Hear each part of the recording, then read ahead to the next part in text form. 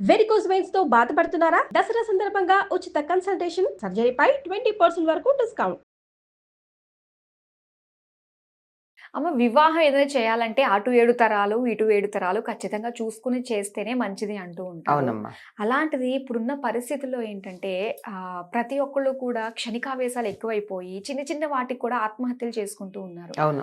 అలా ఒక కుటుంబం నుంచి ఎవరైనా ఒక పర్సన్ ఆత్మహత్య చేసుకుంటే హ్మ్. అవి వెనక తరాల వాళ్ళకి, రాబోయే తరాల వారికి కూడా ఏదైనా నష్టం వాటిల్లే అవకాశం ఉందంటారా? అంటే అమ్మా మనం పునర్జన్మ మొదలైనటువంటి వాటిని విశ్వసించే వాళ్ళకైతే తప్పనిసరిగా దాని ఫలితం ఉందని చెప్తాం. హ్మ్. మేము నమ్మము అన్నారనుకో వదిలేసేయాలి. హ్మ్. ఆ నమ్మని వాళ్ళే కదా ఆత్మహత్యలు చేసుకుంటారు. లేకపోతే ఎందుకు ఆత్మహత్యలు చేసుకుంటారమ్మా? హ్మ్. ఎటువంటి క్లిష్ట పరిస్థితులు వచ్చినా పరిస్థితుల్ని ఎదుర్కొని ధైర్యంగా యుద్ధం చేసి ఆ యుద్ధంలో గెలవడమో లేకపోతే ఆ యుద్ధంలో ప్రాణం పోవడమో జరిగిందే తప్ప మన ప్రాచీన గ్రంథాలు గనక చదివి చూసినట్టయితే ఎవ్వరూ కూడా ఆత్మహత్యలు చేసుకున్న వాళ్ళు లేరు. ఆత్మహత్య మహాపాతకం అని చెప్పారు. పాపాన్ని మించింది పాతకం. అంటే పరిహారం చేస్తే కూడా దానికి ఎటువంటి ఫలితం ఉండంది పాతకం అంటారు. అటువంటి మహాపాతకాన్ని కలిగించే ఆత్మహత్య గనక చేసుకుంటే దానివల్ల ఫలితం ఏమిటంటున్నారు కదా. ఎందుకంటే తనకొక్కడికే కాకుండా ఆత్మహత్య చేసుకున్న వారి వల్ల ఆ కుటుంబ సభ్యులకి కానీ, ఆ పూర్వులకు కానీ, తరువాతి తరాల వారికి కానీ కూడా దాని ప్రభావం ఉంటుంది. ఎందుకు అంటే ఆత్మహత్య చేసుకున్నటువంటి వారికి అసలు ఆయుర్దాయం పూర్తయ్యేదాకా పైలోకాలకు వెళ్ళే అవకాశం లేదు గనక ఇక్కడే శరీరం లేకుండా తిరుగుతూ ఉంటారు. మనకి గాలి పట్టింది, గాలి అదే మరి వాళ్ళే తిరుగుతూ పాపం వాళ్ళకి వెళ్ళే అవకాశం లేదు. పాస్పోర్ట్ ఉంది కానీ వీసా లేదు. ఏం చేస్తారు? ఎట్లా పెడతారు? పాస్పోర్ట్లో మనం ఎప్పుడో వెళ్ళాల్సిన డేట్ ఉంది, మన టికెట్ కన్ఫర్మ్ కాలేదు, వెళ్ళాము, రైల్వే స్టేషన్లో పడి తిరుగుతాం టికెట్ కన్ఫర్మ్ కాకపోతే. అలాగే వీసా రాలేకపోతే ఆ దేశాలకు వెళ్ళలేక అక్కడక్కడే తిరుగుకుంటూ ఉండాలి. అదేవిధంగా మనం ఈ లోకం నుంచి వదిలిపెట్టి వెళ్ళడానికి ఫలానా సమయం అనువైంది అని చెప్పిన తర్వాత ఆ సమయానికన్నా ముందే గనక వెళ్ళినట్టయితే అక్కడ వెళ్ళగలుగుతాం మనం. కనుక అక్కడే ఉండిపోవడం జరుగుతూ ఉంటుంది. దానివల్ల అటువంటి ప్రేతలు ఉన్నాయి గనక వాటికి ఊర్ధ్వలోక గమనం లేదు గనక తరువాత తరాల మీద వారి యొక్క ప్రభావం కొంత ఉంటుంది అంటారు. ఇప్పుడు ఆత్మహత్య చేసుకున్న వాళ్ళకి ఓకే అమ్మా, ఒకళ్ళని హత్య చేసిన వాళ్ళు కూడా ఉంటారు. వాళ్ళు ప్రమేయం లేకుండానే వేరే వాళ్ళు వీళ్ళని హత్య చేస్తారు. మరి అలాంటి ఆత్మలకి ఏంటి? అది హత్య చేయబడ్డవాళ్ళు వాళ్ళకి హత్య చేయబడ్డాడంటే తప్పనిసరిగా అతడికి కాలం మూడే ఉంటుంది. ఒకవేళ అనుకోకుండా జరిగి మరి ఆత్మహత్య కాకుండా అకాల మరణాలు, దుర్ఘటనలు ఉంటాయి, యాక్సిడెంట్లు, అట్లాంటి వాటిల్లో కానీ ఇలా హత్య చేయబడి కానీ ఇలా గనక వెళ్ళిపోతే వాళ్ళకు కూడా కొంచెం ఇబ్బందే. కాకపోతే అది వాళ్ళ జీవుడు కావాలని కోరుకోలేదు కదా, చచ్చిపోదామని అనుకోలేదు కదా. అందువల్ల వాళ్ళకి ఉత్తర క్రియలు బాగా సవ్యంగా గనక చేసినట్టయితే వాళ్ళు పైలోకాలకు వెళ్ళడం జరుగుతుంది. ఉత్తర క్రియలు బాగా చేస్తే ఈ ఆత్మహత్య చేసినటువంటి వాళ్ళకి ఆత్మహత్య చేసుకున్నటువంటి వారికి పైలోకాలకు వెళ్ళడానికి తొందరగా అనుమతి లభించదు. మనం ఉత్తర క్రియలు చేసేటటువంటి పద్ధతి కూడా వాళ్ళకి చేసే పద్ధతే లేదని చెప్తారు. అట్లా అయినా కానీ తరువాత తరాల వాళ్ళు చెయ్యాలి. ఉత్తర క్రియలు చేస్తే తప్ప ఆ ముందు తరాల వాళ్ళు పైకి వెళ్ళరు. తరువాతి తరాల వాళ్ళు శరీరం వదిలేక కూడా ఎక్కడికి వెళ్లకుండా ఇక్కడే ఉండిపోవడం జరుగుతుంది. దాని ఎఫెక్ట్ ఆ తర్వాత తరాలకు కూడా వస్తుంది. అందువల్ల ఒకళ్ళు ఆత్మహత్య చేసుకున్నారు అంటే అర్థం ఏమిటంటే తమ ముందు తరాల వాళ్ళ మీద, తరువాత తరాల వాళ్ళ మీద కూడా వాళ్ళకి ఇష్టం లేదు, వాళ్ళ మీద కూడా ప్రేమ లేదు.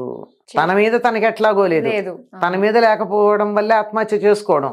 కానీ ఎంత ఉందంటే ప్రేమ, స్వార్థం ఎక్కువయ్యి నేను ఈ కించిత్తు కష్టపడలేను అనేటటువంటి స్వార్థంతో, కష్టపడడానికి ఇష్టపడక సుఖం మాత్రమే కావాలనే ఒక స్వార్థంతో ఈ శరీరాన్ని అంతం చేయడం మొదలు పెట్టుకుంటారు. ఇక్కడ ఆత్మహత్య అంటే శరీరానికి అంతం, ఆత్మకి ఏమవదు. ఆత్మశబ్దానికి శరీరం అనే అర్థం కూడా ఉంది. ఈ శరీరాన్ని ఇక్కడ వదిలిపెట్టిపోతున్నారే తప్ప ఆత్మ ఏమవదు కదా. అందువల్ల ఇక్కడిక్కడే ఉండడం ఉంటుంది. వాళ్ళు వెళ్ళరు గనక తరువాత తరాలు వాళ్ళు వెళ్ళే అవకాశం లేదు. ఉదాహరణకి పితృకార్యాలు చేసేటప్పుడు 3 తరాలు చెప్తారంట. ఎవరికి చేస్తున్నారో తద్దినం పెడుతున్నారో వాళ్ళని వసురూపం అంటారు, వాళ్ళ తండ్రిని రుద్రరూపం అంటారు, వారి తండ్రిని రుద్రరూపం అంటారు. ఆ పైన 3వ తరం పై తరం వాళ్ళని ఆదిత్య రూపం అంటారు. ఈయనకి తద్దినం పెట్టే వాళ్ళు చనిపోయారు అనుకోండి, అప్పుడు ఏమవుతుంది, ఈ చనిపోయిన ఆయన కొడుకు పెడతాడు కదా, ఈయన వసురూపం అవుతాడు. ఇంతకు ముందు వసురూపంలో ఉన్న ఆయన ఆదిత్య రూపం అవుతుంది, రుద్రరూపం అవుతాడు. రుద్ర రూపంలో ఉన్నవాడు ఆదిత్య రూపం అవుతాడు. అంతకుముందు ఆదిత్య రూపంలో ఉన్నవాడు సూర్యుడిలో కలిసిపోతాడు. ఈ హైరార్కీ ఉంది. ఈ మధ్యలో ఎవడికో ఒకటి పెట్టలేదు. హైరార్కీ ముందు వాడు వెళ్ళకపోతే తర్వాత వాడు మెట్టెక్కే ఛాన్స్ ఎక్కడుంది? లేదుగా. అర్థమైందే లాజిక్. అంచేత సవ్యంగానే ఉండాలి. దయచేసి ఎవ్వరూ ఆత్మహత్యలు చేసుకోవద్దండి. ఆత్మహత్యలు చేసుకుంటే సాధించేది ఏమీ లేదు. చాలా మంది అనుకుంటారు ఈ క్షణాన మేము చచ్చిపోతే సుఖపడిపోతాం, కష్టపడలేకపోతున్నామని. వాళ్ళు తిరిగి వచ్చి చెప్పే అవకాశం లేదు, కానీ వాళ్లే చెప్పగలిగితే తెలుస్తుంది. బతికుండగా ఈ శరీరంతో పడే కష్టం ముందు శరీరం లేకుండా మేము ఇప్పుడు పడే కష్టం చాలా ఎక్కువగా ఉంది, అలా పడిపోండి తేలిగ్గా అయిపోతుంది, ఇలా పడలేరు మీరు అని చెప్తారు. కానీ చెప్పే అవకాశం లేకపోవడంతో వెళ్ళిన వాళ్ళు ఎవరూ చెప్పలేకపోతున్నారు. ఇదే జగత్తులో ఉన్న మాయ అంటారు. ఈ మాయ కారణంగా ఈ వ్యవహారాలు ఇలా సాగుతూ ఉన్నాయి. కానీ బతికితేనే వాళ్ళ ధైర్యంగా ఉంటుంది, కానీ చావు అన్నది చాలా ధైర్యం చేస్తేనే వాళ్ళు అంతలా చేసుకోవాల్సి వస్తుంది. ధైర్యం కాదు, పిరికి వాడైతేనే చేస్తాడు. ధైర్యవంతుడు పరిస్థితులను ఎదుర్కొంటాడు, పిరికి వాడు చచ్చిపోతాడు. పలాయనవాదం, పారిపోవడం, తప్పించుకోవడం, ఎదుర్కోలేకపోవడం, చచ్చుదనం, చాతకాంతనం, అసమర్థత, ఇంకా ఎన్ని పదాలు ఉన్నాయో నేను చెప్పలేను, అన్నీ ఉన్నాయి. ఇవన్నీ ఒక్క చోట చేరిస్తే వాడు ఆత్మహత్య చేసుకుంటాడు. చచ్చిపోవడానికి ధైర్యం అక్కర్లా, బతకడానికి ధైర్యం కావాలి. పిరికివాడు మాత్రమే చచ్చిపోతాడు. చాలా బాగా చెప్పారమ్మా. కాకపోతే ఇప్పుడు ఈ ఆత్మహత్య చేసుకున్న వాళ్ళు మరి వాళ్ళ ఉత్తర కార్యాలు ఏవైతే చేసామో వాళ్ళు పుణ్యలోకాలకి వెళ్ళాలంటే కార్యక్రమాలు సవ్యంగా చేస్తే సరిపోతుందంటారా? అసలు వాళ్ళకి కార్యక్రమం, ఆత్మహత్య చేసుకున్న వాళ్ళ కార్యక్రమాలే చేయొద్దని చెప్తారమ్మా. చేయకూడదు, వాటికి లేవు అసలు. వాళ్ళని పైకి పంపించే మార్గాలే లేవని చెప్తారు. అయినా మనం చేస్తాం, మానట్లేదు. వాళ్ళకి చెందుతాయి లేదో తెలియదు. ఎందుకంటే ఆ జీవుడికి ఇంకా ఇక్కడ టైం ఉంది భూలోకంలో, మనం ఇస్తే వాడు అక్కడికి ఎలా పెడతాడు? నిజంగానేమో ఇది చాలా డీప్ గా తెలుసుకుని ప్రతి ఒక్కరు ఆలోచించి తర్వాత తరంగా తన గురించే తను ఆలోచించుకుంటే చెయ్యడు. ఆలోచన లేని అసమర్థుడైతేనే చేస్తాడు. ఇంక ఇలాంటి వాళ్ళ గురించి ఎంత చెప్పుకున్నా కూడా మనకి ఇంకేం బాధే తప్ప, ఇంక ఇందులో వివరాల్లోకి వెళ్ళిన కొద్దీ ఇంకా బాధ కలిగించే విషయాలే తప్ప సంతోషంగా ఉండేది, ఎవరికన్నా ఉపయోగపడేది చాలా తక్కువ. కనీసం మనం అంటూ ఒక మెసేజ్ పాస్ చేసాం కాబట్టి ప్రతి ఒక్కరికి రీచ్ అవ్వాలి. ఎవరు ఆత్మహత్య చేసుకోకండి. ఎందుకు చేసుకుంటారండి? బతికుంటే బలుసాకు తినచ్చు. అవును, జీవితం చాలా పెద్ద. విపులాచ పృథ్వీ కాలోచ్చనంత అని చెప్తారు. కాలం చాలా అనంతమైనటువంటి కాలం. ఈ భూమండలం చాలా విశాలమైంది. ఎక్కడో అక్కడ ఎప్పుడో ఒకప్పుడు సుఖపడకపోతామా? చచ్చిపోయాకేముంది? ఎప్పుడు బతుకుతారు?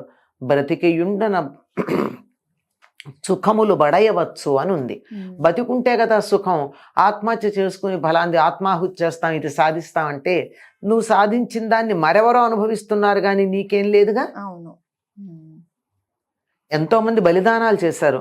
బలిదానాలు చేసినప్పుడు వాళ్ళు ఏమన్నా అనుభవించారా? వాళ్ళ తరాల వాళ్ళు అనుభవించటం కొద్ది రోజులు బాగానే ఎక్సైట్మెంట్గా ఉంటుంది, తర్వాత వాటి విలువ తెలియదు. కష్టపడితే సాధించిన దానికి తెలిసిన విలువ ఎవరో కష్టపడి మనకిచ్చిన దాంటే మనం పొందితే ఉండే దానికి తెలియదు. తెలియక దుర్వినియోగం చేయడం, దాన్ని చులకన చేయడం జరుగుతుంది. మనం ప్రత్యక్షంగా అనేక ఉదాహరణలు దానికి చెప్పుకోవచ్చు. బలిదానాలు చేసి సంపాదించినటువంటి వాటిని దుర్వినియోగం చేసుకోవడం అన్నది మనం ప్రత్యక్షంగా చూస్తూ ఉన్నాక కూడా బలిదానాలు చేయడానికి ఎవరైనా ముందుకెడుతున్నారంటే ఎంత తెలివి తక్కువ వాళ్ళు అని జాలిపడాల్సి ఉంటుంది. అంతే. ఇంకా ఓకే అమ్మా, అసలు అలాంటి ఫీల్ ఎవరికైనా వచ్చినా కూడా అలాంటి టైంలో నిజంగా మన ఈ ఎపిసోడ్ కనుక టెలికాస్ట్ అయితే వాళ్ళ అదృష్టవంతులు. నిజంగా చాలా చక్కగా తెలియజేసినందుకు ధన్యవాదాలమ్మా.